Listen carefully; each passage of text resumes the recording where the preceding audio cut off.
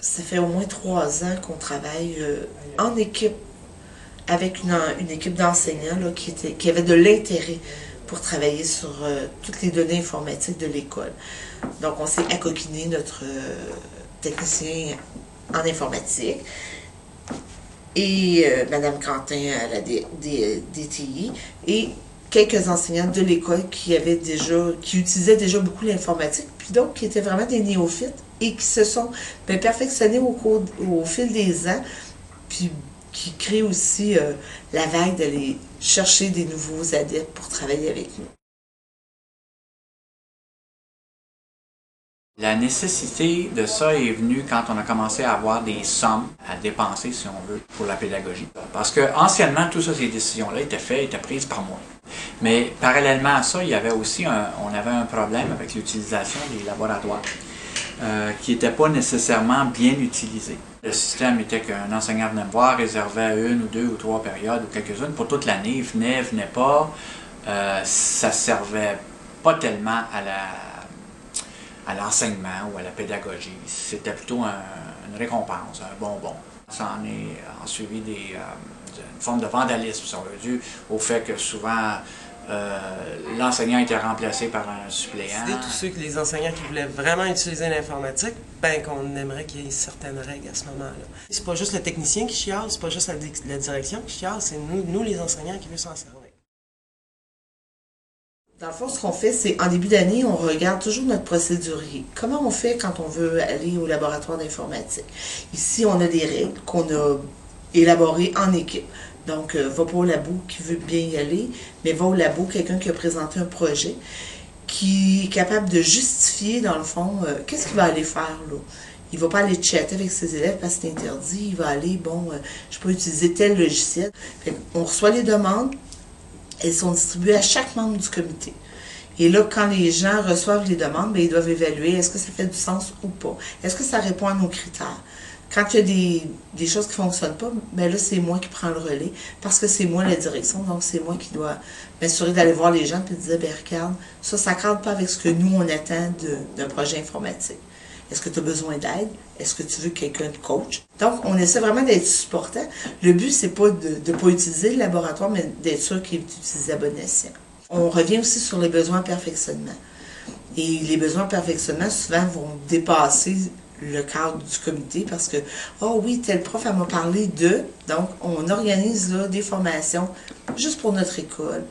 Ce qui fait que ça nous donne plus de souplesse au niveau de l'horaire. Ça nous permet d'organiser des choses plus clés en main. C'est toujours gagnant, les enseignants, ils adorent ça, les choses. Il y a aussi tout l'aspect d'impactique où on achète du matériel.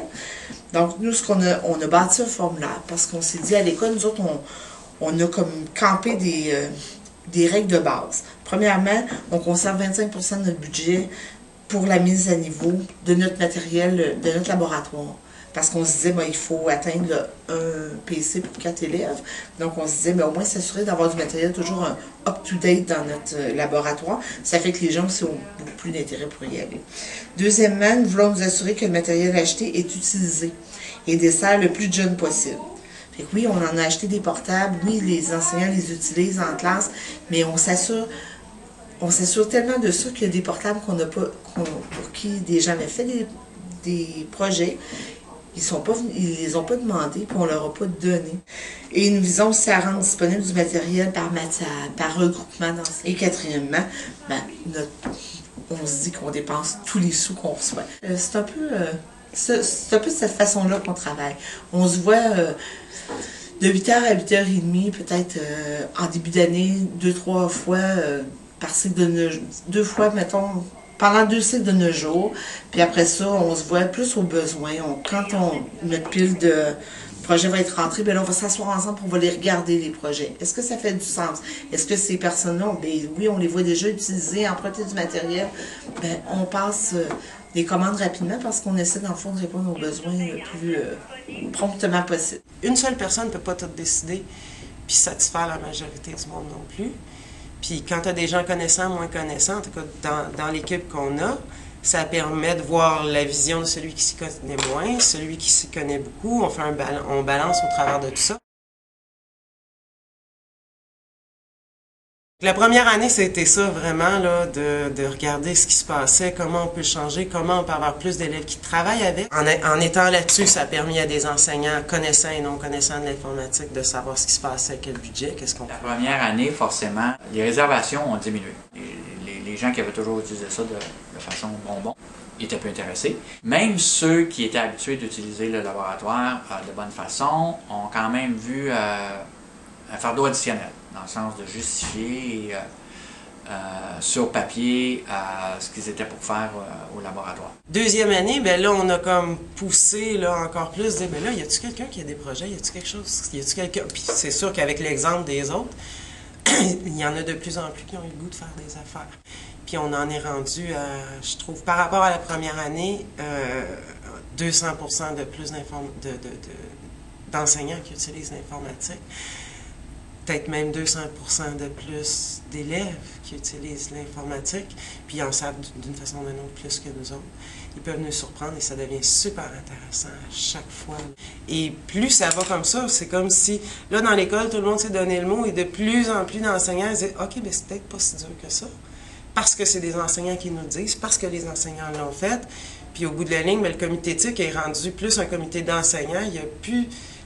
Les enseignants ne le voient plus juste comme si c'était des patrons qui décident, puis un technicien qui a décidé. Science a permis d'être vraiment adapté à l'école, aux jeunes qui sont là, aux enseignants qui sont là.